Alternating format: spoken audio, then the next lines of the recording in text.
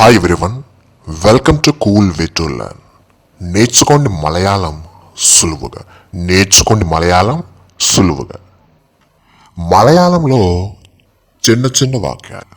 మలయాళంలో చిన్న చిన్న వాక్యాలు. నేను మా స్నేహితుడితో వస్తున్నాను. ఆమె ఆఫీసులో తన కొలీగ్స్తో ఉంది. వాళ్ళు లగేజీతో ఉన్నారు. అతన్ని ఇప్పుడే మా స్నేహితుడితో చూశాను. ఇలాంటి ఎన్నో వాక్యాలు మీరు మలయాళంలో చాలా సింపుల్గా మాట్లాడవచ్చు.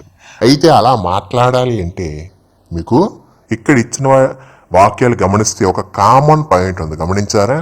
చూడండి, స్నేహితుడితో, కొలీగ్స్తో, లగేజీతో. ముందుగా ఇవి రావాలి మనకి మలయాళంలో ఎలా చెప్పాలని. మరి చూద్దామా? రండి.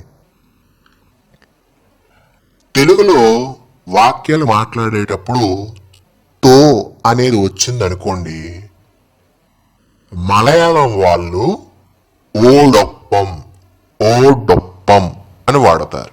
అంటే మనం తో అంటే మలయాళం వాళ్ళు ఓడొప్పం, ఓడొప్పం అని చెప్తారు. చూడండి, తెలుగు మలయాళం. తెలుగులో లగేజీతో, బంధువుతో, ఫీజు రసీదుతో, నా స్నేహితుడితో అనే పదాలు ఇచ్చాను. ఇప్పుడు వీటిని మలయాళంలో ఎలా చెప్తున్నారో చూడండి. లగేజీతో అని మలయాళంలో చెప్పాలనుకోండి, లగేజీ నోడొప్పం, లగేజీ నోడొప్పం. బంధువుతో మలయాళంలో బందుక్క లోడప్పం, బందుక్క లోడప్పం. ఫీజు రసీదుతో మలయాళంలో ఫీజు రసీది యోడప్పం, ఫీజు రసీది యోడప్పం. నా స్నేహితుడితో మలయాళంలో ఎండే స్నేహిత నోడప్పం, ఎండే స్నేహిత నోడప్పం. అంటే ఇక్కడ మీరు గుర్తుపెట్టుకోవాల్సింది ఏంటో తెలుసా? చూడండి, ఇక్కడ లగేజీ అంటే అది మలయాళంలో కూడా లగేజీ అనే చెప్తాం. కాబట్టి ఇక్కడ మీకు సమస్య లేదు. లగేజీ నోడప్పం అని చెప్పేసాం. అయితే ఓ అనేది ఇక్కడ మీరు గుర్తుపెట్టుకోవాలి. ఓ డప్పం అన్నారు కదా, ఇక్కడ నోడప్పం, లోడప్పం, యోడప్పం అని వచ్చింది ఏంటి అని మీకు డౌట్ రావచ్చు. ఓ అనేది శబ్దంగా మారిపోయింది అంతేనండి. ఓకే, చూడండి, బంధువు అంటే మీరు ఇంతకు ముందు నేర్చుకున్నారు పదాలు. బందుక ప్లస్ ఓడప్పం, బందుక లోడప్పం. ఫీజు రసీదు. చూడండి, ఒకటే గుర్తుపెట్టుకోండి, ఇక్కడ ఇంగ్లీష్ వర్డ్స్ ఉపయోగిస్తే మలయాళం వాళ్ళు కూడా ఇంగ్లీష్ వర్డ్స్ ఉపయోగిస్తారు కదండి. అందుకోసం ఇక్కడ సమస్య లేదు. ఇక్కడ ఫీజు రసీదు అన్నాం కాబట్టి మలయాళం కూడా ఫీజు రసీది యోడప్పం. అంటే మన ఫీజు రసీదుతో అన్నాం కాబట్టి ఫీజు రసీది యోడప్పం. ఇక్కడ నా స్నేహితుడితో అన్నాం. నా అంటే ఎండే, స్నేహితుడు అంటే స్నేహిత, తో అంటే నోడప్పం. ఇక్కడ మీకు ఇచ్చిన పదాలన్నీ కూడా ఆల్రెడీ మీరు నేర్చుకున్నారండి వొకాబులరీ క్లాసెస్లో.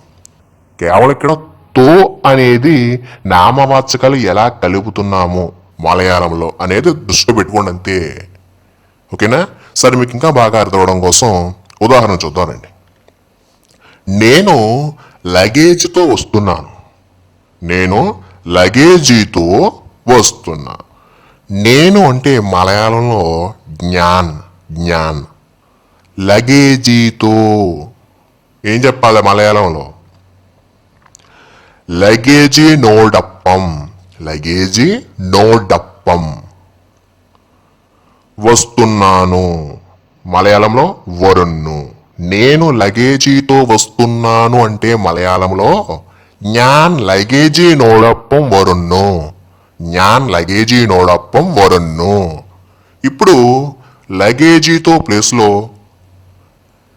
మీరు ఎవరితో వస్తున్నారు అనేది చెప్పండి. ఉదాహరణకి నేను